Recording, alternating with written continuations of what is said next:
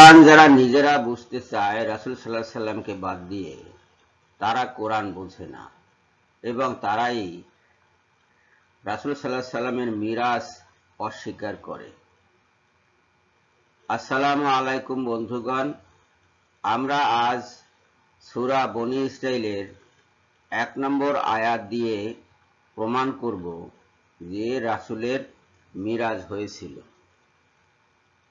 এখানে বলা হচ্ছে বিসমিল্লাহির রহমানির রহিম, সুবহানাল্লাযী আসরা বি আবদিহি লাইলা মিনাল মাসজিদিল হারামি ইলাল মাসজিদিল আকসা মিনাল মাসজিদিল হারামি ইলাল মাসজিদিল আকসাল্লাযী বারাকনা হাওলাহু লিনুরিয়াহু মিন আয়াতিনা।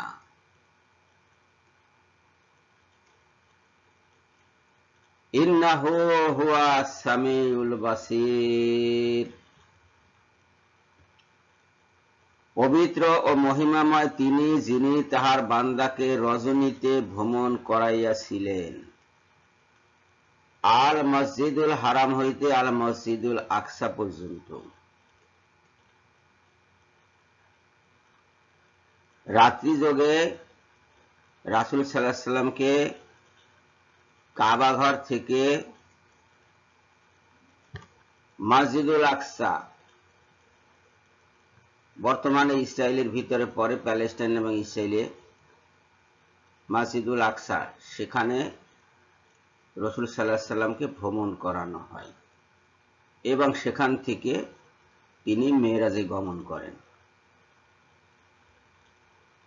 আল্লাহর আরশের উদ্দেশ্যে। এইটাকে সবাই অস্বীকার করে, সবাই মানে অবিশ্বাসীরা অস্বীকার করে। মুসলমানদের মধ্যে একটা দল সৃষ্টি হয়েছে যারা বলে কোরআনে এটা নাই, কিন্তু কোরআনে এটা আছে। একটি সূরার নাম মারিজ, সেখানে তো আছেই, এখানেও আছে। এই পর্যন্ত তারা বিশ্বাস করে, যেহেতু এটা স্পষ্ট যে কোনো বালক এটা বুঝবে যে মসজিদুল হারাম হইতে মসজিদুল আকসা পর্যন্ত নবী করিম সাল্লাল্লাহু আলাইহি সাল্লামকে ভ্রমণ করিয়েছেন রাত্রি যোগে। বিষয়টা কিন্তু রাত্রি যোগে।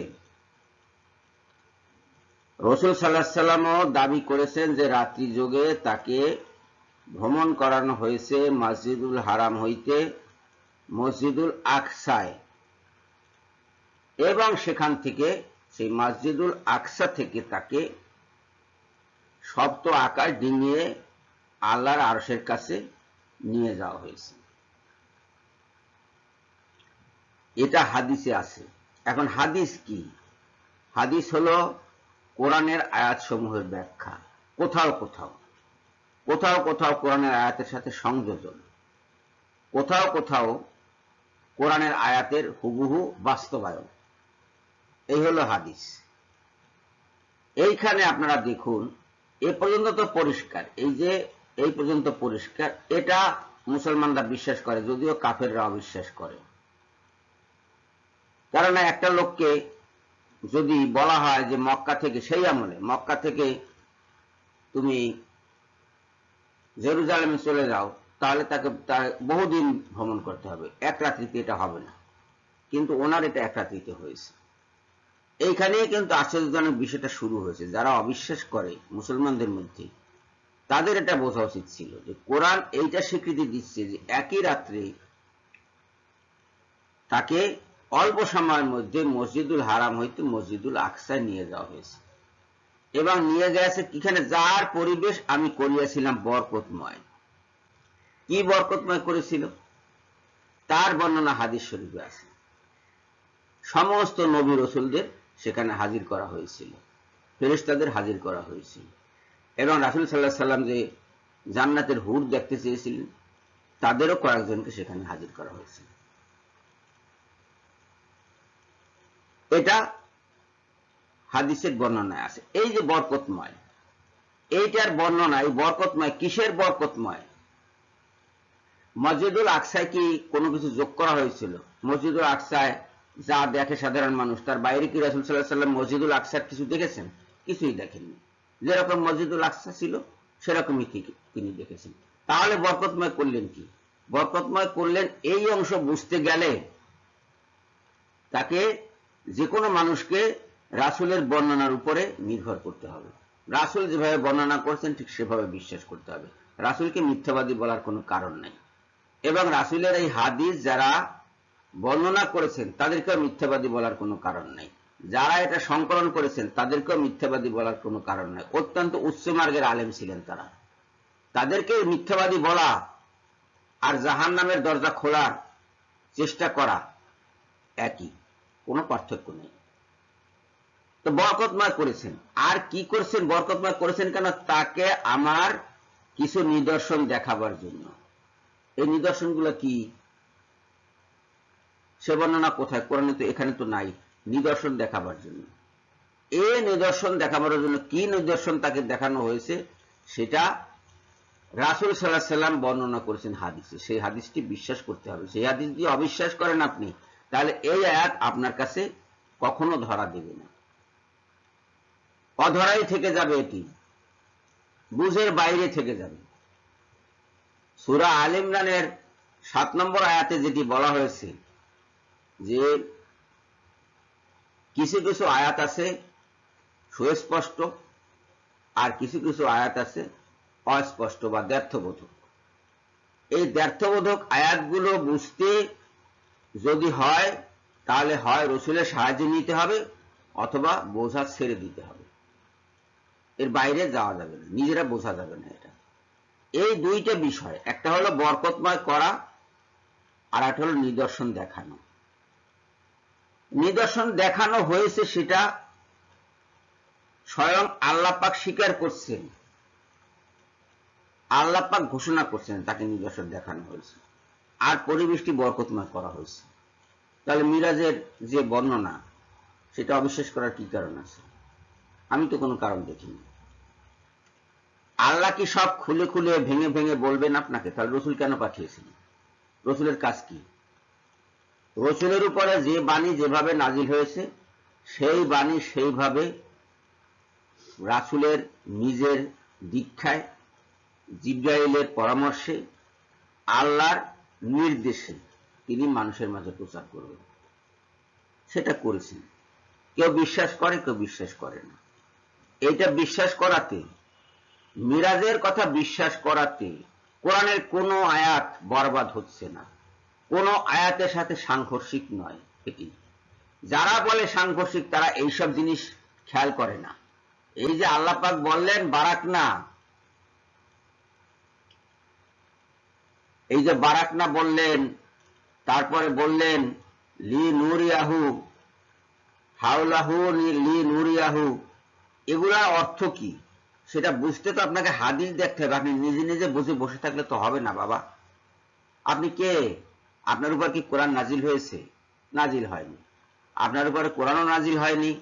আপনি বাংলাদেশি বাঙালি কিংবা পশ্চিমবঙ্গের বাঙালি কিংবা আসামের বাঙালি, বাংলা কথায় যাকে বলে হুজুগে বাঙালি। আপনি এই হুজুগে বাঙালি হয়ে কোরআনের অর্থ এত সস্তায় তো করা যাবে না বাবা, সেটা তো মানুষ মানবে না। আপনি বলে দিলেন নাই, নাই তো এই বরকতময় কিসের বরকতময়?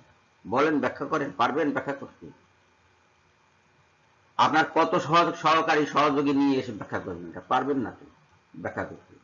আপনি পারবেন না, আপনার দলবল নিয়ে আসলে পারবেন না, আপনার পূর্বপুরুষদের নিয়ে আসলে পারবেন না, আপনার অধস্থান পুরুষদের নিয়ে আসলে পারবেন না আপনি এটা ব্যাখ্যা করতে ওই হাদিস ছাড়া। হাদিসকে আপনি মিথ্যে বলছেন কেন? কে আপনি? কবে জন্ম লাভ করেছেন? 1400 1450 বছর পরে জন্ম লাভ করে বলেন এসব মিথ্যে সব। পেয়েছেন কি আপনি? ফাজলামি নাকি? কোরআন হাদিস ফাজলামি আপনার জন্য? ফাজলামির বিষয় না এটা। Be careful. মুসলমান এটা কোনোদিন মানবে না। আড়ালে আবদালে আছেন, নিরাপদ দূরত্বে বজায় আছেন, পাবলিকের সামনে পড়লে কিন্তু সাংঘাতিক অবস্থা হয়ে যাবে, বিপদে পড়ে যাবেন। সাবধান হন কথা বলার আগে।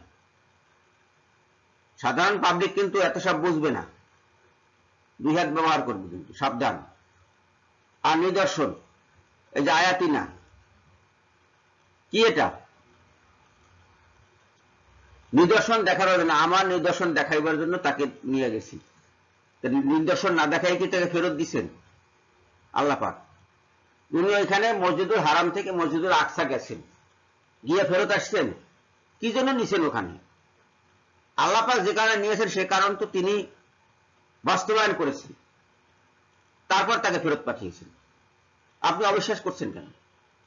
আবু জাহেল আর আপনার মধ্যে পার্থক্য কি? কোনো পার্থক্য কি না। আবু জাহেল তো অবিশ্বাস করেছিল। আবু জাহেল বলেছিল, ভাতিজা বলো তো আল আকসা মসজিদ কেমন, কি কি আছে সেখানে। জিবরাইল আলাইহিস সালাম এসে তার সামনে বাইতুল আকসার একটি প্রতিবিম্ব ধরলেন, বললেন যে এটা দেখে দেখে বলুন। যেটা উনি দেখছেন অন্য কেউ দেখেনি, উনি সেটা দেখে দেখে বলেছেন। আবু জাহেল বলল, হ্যাঁ তাই তো ভাতিজা, তুমি তো গেছো বললে মনে হইতেছে। এখন আপনার মধ্যে আর এই আবু জাহেলের মধ্যে কোনো পার্থক্য তো নাই, আমরা তো কোনো পার্থক্য দেখিনি। সাবধান হন, সতর্ক হন, সময় থাকতে। পাবলিক খেপার আগে থামুন। আপনাদের পাণ্ডিত্য আমরা আর দেখতে চাচ্ছি না, অনেক দেখেছি আপনাদের পাণ্ডিত্য। আপনাদেরকে যদি বলা হয়, একটি যদি দরখাস্ত আহ্বান করা হয় কোথাও যে কোরআনের উপর রিসার্চ হবে, আপনাকে রিসার্চার হিসেবে আমরা এনগেজ করতে চাই, আসুন দরখাস্ত করুন। আপনি দরখাস্ত করতে পারবেন না, কেন? দরখাস্ত করতে যে কোয়ালিফিকেশন লাগে ওইখানে, সেই দরখাস্তের কোয়ালিফিকেশন আপনার নাই। আপনি কোরআন ব্যাখ্যা করতে বসেছেন। আবুল সরকার 5 পাস, সে কোরআনের ব্যাখ্যা করেছে। মুরাদ বিন আমজাদ কোরআনের ব্যাখ্যা করে, মাহবুবুল্লাহ যশোরী কোরআনের ব্যাখ্যা করে, সজল রোশন কোরআনের ব্যাখ্যা করে। কারোরই যোগ্যতা ইসলামের ব্যাপারে এইচএসসির উপরে না, এসএসসি বা এসএসসি লেভেলের উপরে না কারোরই যোগ্যতা, কিন্তু কোরআনের ব্যাখ্যা করে দিচ্ছে তারা। এবং যখন ব্যাখ্যা করে তার মতের সাথে যখন মিলছে না, তখন বলছে এটা নাই নাই। কিভাবে মানুষ কাহাতক সহ্য করতে পারে? সহ্যের তো একটা সীমা আছে। আপনারা এখন বন্ধ করুন, বন্ধ করুন, সময় আছে, বন্ধ করুন।